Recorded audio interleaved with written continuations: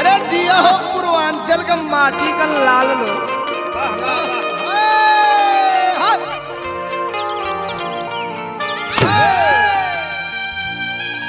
ए जी का हो सुना तने हमारा तो कुछ शंका लगा था, बड़ा चोन्हा के बोलो था लोग आज।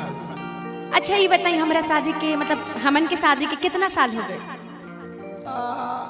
ये लगभग लगभग 14-15 साल तो होते हो। 14-15 18 साल हो गए बियाहो भूल गई ना। अरे यहाँ में गलती नहीं है, यहाँ के जब ये गवनवा भइल तो हिया से जोड़। हाँ हाँ हाँ सही सही कहला है भाई, सही कहला। 5 साल के बाद गाना भाई। मान लीजिए हिया से खेती की रास्ती हुई तो हिया से नुकी नहीं। हाँ हाँ बिल्कुल अच्छा मने दोस्त कुछो कहे लेकिन संघाती तो साथ देबे करी। सहवाला रहुए नु रह। आ नहीं देखो जैसे प्रति खेत बा जहिया से जोताई तहिया से उमान में आई कि हाँ उस दिन से एक उपज। अच्छा छोड़ी ना ये सब झगड़ा झगड़ा छोड़ी। ई हाँ, बताई हाँ। रहुआ दिन भर कमाता नहीं। चली ठीक बात, अच्छा बात बा। ई बताई रतिया में कहाँ गायब हो जानी जी? बहुत बेमतलब का मेहरा रूबी आई। अब हम दिनवा का काम करतनी रतिया का करतनी ओकर तक लेखा जोखा देई हां। अरे तब वो दिन भर तो रहुआ दूर रहनी, राती में तक सदा के रहे। अरे आई नो सोशल डिस्टेंस का पालन करना है, दिमाग खराब है। 1 मीटर दूरी पर 1 मीटर की दूरी पे रहने को बोला गया है। जब गोलू मोलू भाई ना तब 1 मीटर के डिस्टेंस ना रहे। अरे वो आज 1 मीटर के डिस्टेंस बा। वो जमाना दूसरा था। तुम कुछ कह रही हो, कहो। सुनिए हाँ करवट बदल के हमर होला भिनुसार हो। बहुत बेलज मेहरा रूबी आई। अब बहन का बहन फेरा में पड़ल बाटा ए राजा जी। ए भाई तो यूं करती है, जूस पानी लेती है, वो हाल हो गई बहू। हाँ और करवट बदल के हमर होला भिनुसार हो। अच्छा ए सखिया ए सखिया ए सखिया मिलल भक भेलर भतार हो। ए सखिया ए भाई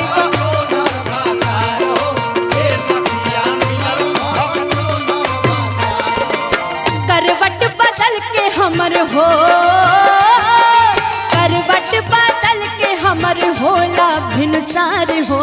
ए सखिया ए सखिया ए सखिया मिलल भक चोनहर भतार हो।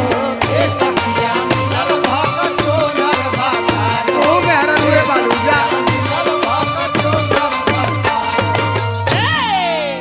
बुझाई कुल धो पोछ के तो चिकन का देलू, अब का बुझाई? कुछ बचल बावरी हो?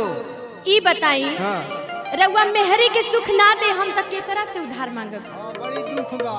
अच्छा है तू को बोडा फोन है, जियो लाइल बना सो दूसरे के सुख से आइल बना सका। ना ई सब पहले के बात कुछ और रहे। अब के बात करी। अच्छा तो तू ये चाहत लुका दिन रात डूबी के वही में, दिन रात डूब के वही में कारी नहान हो। दिन रात डूब के वही में कारी नहान हो। ए रानी ए जानू बोली ए सोनू तब हमके मनबू महान हो। ए रानी तब हमके मनबू महान हो। ए रानी तब हमके मनबू महान हो। दिन रात वो घी में हो, दिन रात वो घी में खोरी नहान हो। ए रानी ए जानू ए रानी तब हमके मनबू महान हो। ए रानी तब हमके मनबू महान हो। ए रानी तब हमके मनबू। बुझलू? हाँ बुझते बानी। सुनिए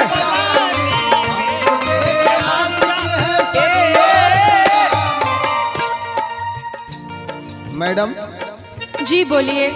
मेरी सोना, मस्का मत लगाइए प्लीज। मेरी डायमंड, हो गए हो गए हो गए रहेगा।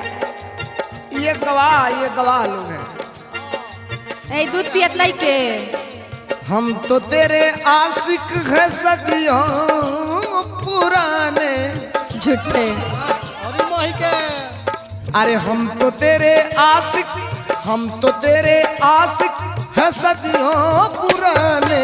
चाहे तू माने चाहे ना माने, चाहे तू माने चाहे ना माने, ए रानी तब हमके जन्म, अरे ए जानू तब हमके जन्म महान हो। बड़ी मस्का लगावा तनी जी।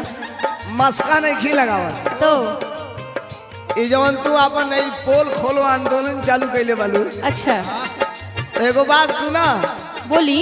चाहे छुरी खरबूजा पे मारा आ चाहे खरबूजा छुरी पे मारा है हाकिम भाई, नुकसान तो सारे खरबूजे का होई। 100% बात बा। रउआ कुछ ज्यादा ही मने काम बताई, बेइज्जती ना कर देने। हाँ, और के कर जगर इज्जत रहेला ओकर ना बेइज्जती होला। ओ हो मने रउआ अपने आप के छोड़ी जाए थे काम पर। नहीं तो छोड़ला ही कहाँ बालू, हम ये पूछल चाहता नहीं। पहले के दिन कुछ और रहे, अब रउआ बदल गइल बानी। सुनी। हाँ बोला। सिकुड़त कहियो ना हमरो बिछौना। अच्छा। जियरा रोज छछ ना जाला। अरे पूरा पागल है। आज कहतानी जी। अरे पूरी मेहरानी मनवा के पंछी रह जाता पियासल, उठवा रोज झुरा जाता। फुल इज्जत गइल है भगवान।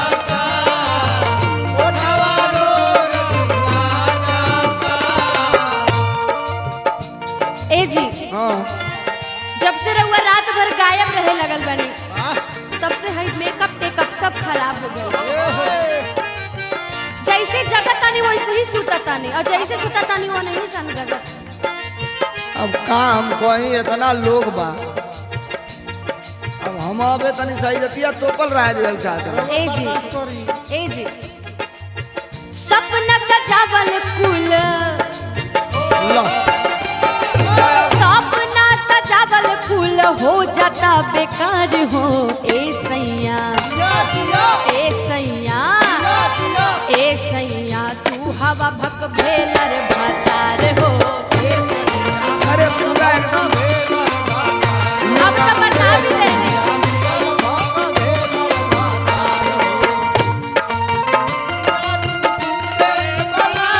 अरे ई हो समझ में आवता?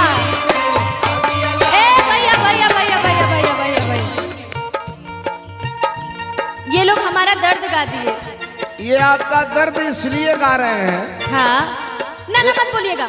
एक मिनट, एक मिनट सुनिए। इन लोगों का निवास स्थान भी जनकपुर में ही है। जानत रहने, हाँ, जानत रहने की रउआ कुछ ना कुछ। अच्छा सुनी ना। हाँ बोला।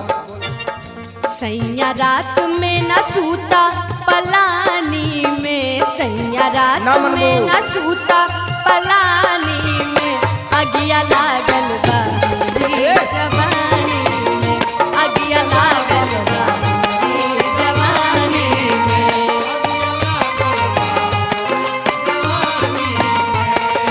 ए सखिया मिलल भक भेलर भतार हो। अरे अरे भक भेलर भतार हो। ए भैया सुन ला लोग ना, समझ में आ गई ना? हमारी समझ में तो इतना आ गई। तो अब तो टाइम दे दी। अबे फोन करब 112 नंबर पर, अबे करब, हाँ सुनाई। अबे करब भाई। हाकिमों के बताई और सटावल चाहता ना। सरकार को दिया कि 1 मीटर का दूरी बना के रहिए। आ इनका हीटर एकदम ताव पताव हीट भल चालू हो जाता। चढ़ल रहताड़ी। पानी ले के डाले 4-5 बाल्टी वही। वैसे ही पसीना होता। अच्छा सुना, हम कहत नहीं का। बोलिए। अरे होई किसान रोजी रोटी का चिंता। हाँ सुना लू, सुना थी वानी जी। टाटा बिरला डाल दिया कि घर का ना आई जामन कर। धरती से अन्न ऊपर आ जाए तबे 2 वक्त का रोटी मिली। ता किसान प्यार ना करे ने का? अरे तोरी प्यार कई कौन बनौलस प्यार हम मिल ले तो उनके हम बता। जब जब कहबा तब होई लब कला सब होई। ए भगवान देखा तनी कि माटी लगले बा। सुना बात हमार बोलिए।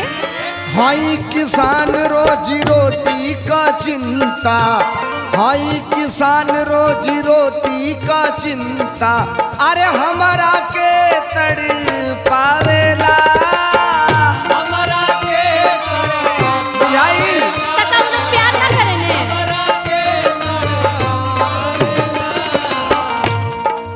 अरे दिन भर थाकल पियासल रहीला। असली बात होके बताई, का बताई? करेजा ठंडा रहेला, मन हल्का रहेला, तब राती के अउरी कुछ कैले में तनी मन लागेला।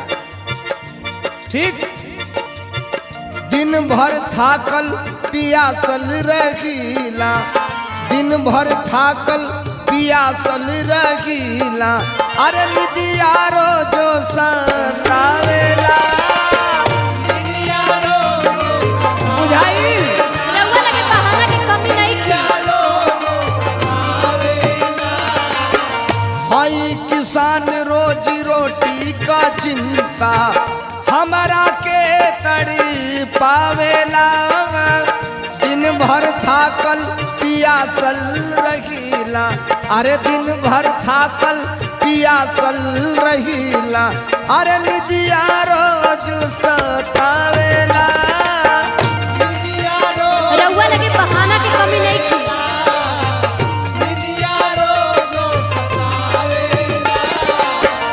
ए रानी का हो?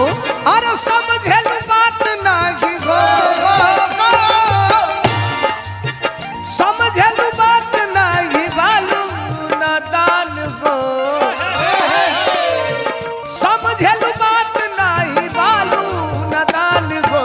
ए रानी ए राजा, ए जानू ए राजा, ए रानी कब हमके मनबू महान हो, ए रानी कब हमके मनबू महान हो, ए रानी कब हमके करवट बदल के हमर, करवट बदल के हमर होला भिनुसार हो। ए सखिया, ए सखिया, ए सखिया मिलल भक भेलर भतार हो। ए सखिया